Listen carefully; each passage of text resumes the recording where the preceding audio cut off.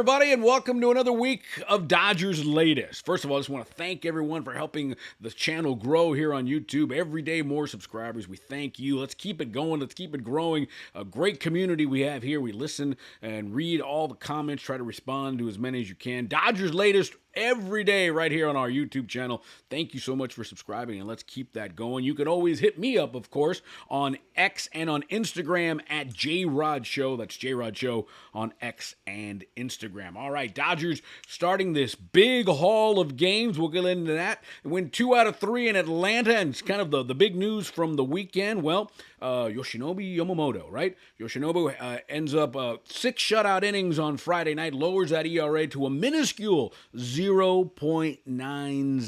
On Saturday, Dodgers win again. Roki Sasaki ends up getting his first major league win, so congratulations to him. And Dodgers end up the weekend winning 2 out of 3 in Atlanta and sitting at 23-11, one of the greatest starts ever for a defending world champion. That's, of course, on top of the greatest start ever at 8-0 for a defending champion. I guess the big news from the weekend, despite Yamamoto and Sasaki, was the call-up of the Dodgers free agent signing Ha-Seong Kim. Of course, they signed him from the Korean League at 3 years, $12.5 million.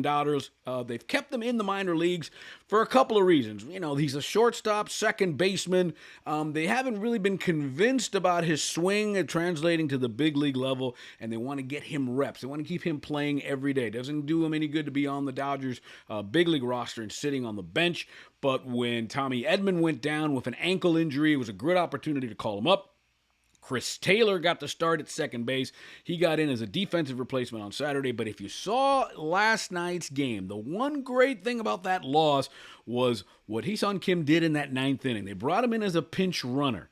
And this is what his game does. And this is what the Dodgers are so exciting, so electric.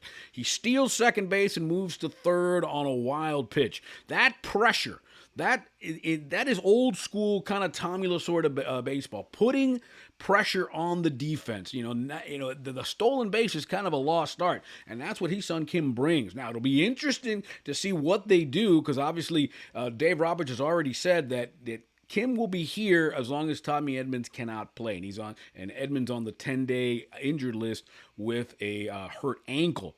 So does he start? Does Kim start at second base this week in Miami? Good opportunity to get him out there against a team that maybe is struggling in Miami. Low pressure, not a big 45, 60,000 screaming fans at Lone Depot Park. Interesting to see if Kim plays this week or starts this week. We know we'll probably see him as a defensive replacement and definitely as a pinch runner. So very exciting time seeing Ha-Seong Kim making the big league team, and we wish that it's the first of many games for that. So we mentioned the Dodgers in Miami. So Marlins and Dodgers for the 3 games, Monday, Tuesday, and Wednesday in South Florida. And the pitching matchups, it'll be Ben Kasparius pitching tonight for the Dodgers. It's a bullpen game. It'll be his second career start. Listen, he's an opener, right? 2-3 innings, and this is an interesting stretch because we've talked about it before here on Dodgers Latest, what the Dodgers will do. This is an old school 10-day, 10-game, 3-city road trip, right? Atlanta, Miami, and Arizona. No days off, and it's part of a stretch where the Dodgers play 19 games in 20 days. So with Snell down, with Glasnow down, they're going to need openers like Kasparius. They don't have those days off like they had earlier in the season that kind of were baked in and were the equivalent of having a fifth starter. So Kasparius will be an opener. Interesting to see what they do. It'll be Tony Gonsolin tomorrow. Gonsolin coming off the Tommy John surgery and hurting his back, who was brilliant. And the Dodgers are TBD for Wednesday. So that'll be interesting. Is it Bobby Miller? Do they bring Landon Knack back? Is it another bullpen game? Because again, right after that game Wednesday, boom, they're in Arizona on Thursday. No days off. Interesting to see how that works out. Now, the rest of the matchup in terms of for the Marlins, well, it's Kasparius tonight for the Dodgers. It'll be Sandy Alcantara for Miami. And Alcantara's an interesting situation, right? He was the best pitcher in baseball a couple years ago, won the Cy Young, hurt himself, Tommy John, and it's been a rough return to the big league mound for Alcantara. He's got an ERA of 8.3. Dodgers roughed him up at Dodger Stadium, 7 earned runs in less than 3 innings. He goes tonight. It'll be the rematch of the last game of the homestand at Dodger Stadium. That's on Tuesday. It'll be Tony Gonsolin, who was brilliant. 9 strikeouts, 6 innings in his first start in almost 2 years. He will draw Cal Quantrill. Dodgers are TBD on Wednesday, and it'll be Vicente Belloso for Miami. Dodgers swept Miami in LA last time out, so it'll be interesting to see how they fare this week in South Florida. Now, anytime you think about Miami, Lone Depot Park, Dodgers Marlins. Well, Dodgers Marlins were the first ever game in Marlins history, and now once again the Dodgers are etched in Miami lore because of the Ohtani game. Remember this? September 19th of last year, that was probably, in my book and in a lot of people's books, the greatest individual performance ever in the history of Major League Baseball. Look at those numbers. 6 for 6, 2 homers, 10 RBIs, 2 doubles, 2 stolen bases. And of course, that's the day Ohtani went into the 50-50 club, making history again as the first man ever in Major League history to have 50 homers and 50 stolen bases in the same season. He did that, set the Dodgers single season record for home runs in a season when he hit his 50th. And then later on, that second home run of the day was his 51st of the year. And not to mention what he did to the Miami economy, right? Some kid caught that ball out in left field, sold it for $4 million.